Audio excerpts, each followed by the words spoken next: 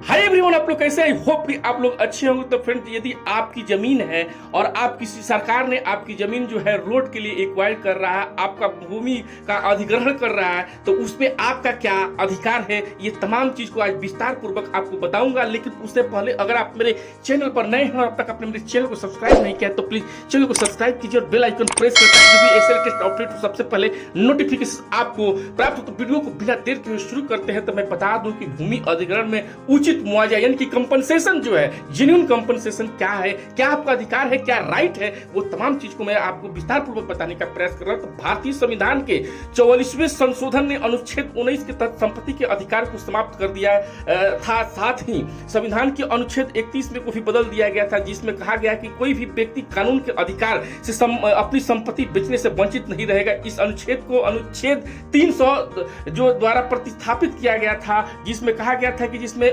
उद्देश्य के लिए किसी व्यक्ति से संबंधित संपत्ति छीन ली जाएगी, क्या कोई मुआवजा दिया जाएगा। तो जो अनुच्छेद 31 के तहत दोनों अनिवार्य थे और वह विधायिका द्वारा निर्धारित किए गए थे और किसी कानून के तहत किया गया। इस अनुच्छेद के तहत निहित शर्त था और इसका उपयोग जो है मनमाने ढंग से जो है नहीं किया जा सकता है। अर्थात इस अनुच्छेद के तहत अपनी शक्तियों का उपयोग करके सरकार द्वारा की गई कोई भी कार्रवाई केवल एक सार्वजनिक उद्देश्य के लिए ही होनी चाहिए और प्रभावित व्यक्तियों को पूर्ण मुआवजा यानी कि फुल कंपनसेशन देने के बाद होनी चाहिए। इस संशोधन का प्रभाव यह है कि किसी भी उल्लंघन की स्थिति में एक पीड़ित व्यक्ति के लिए उपलब्ध उपाय भारतीय संविधान के अनुच्छेद 226 उच्च न्यायालयों ने रीट क्षेत्राधिकार के तहत उच्च न्यायालय के माध्यम से, न कि अनुच्छेद 32 के तहत सर्वोच्च न्यायालय अपनी बात रखने का मौका है। मैं बता दूं कि अनुच्छेद 300 के तहत जो है केवल आवश्यकता है कि किसी व्यक्ति को अपनी संपत्ति से वंचित करने के लिए एक कानून होना चाहिए। यह कानून एक वैध कानून होना चाहिए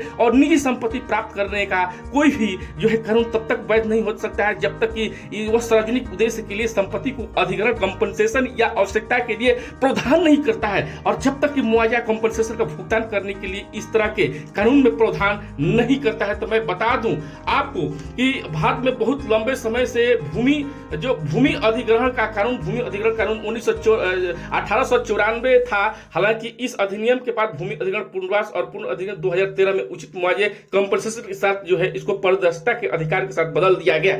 तो फ्रेंड्स, ये जानकारी कैसा लगा कमेंट करके जरूर बताएं। जय हिंद, जय बिहार।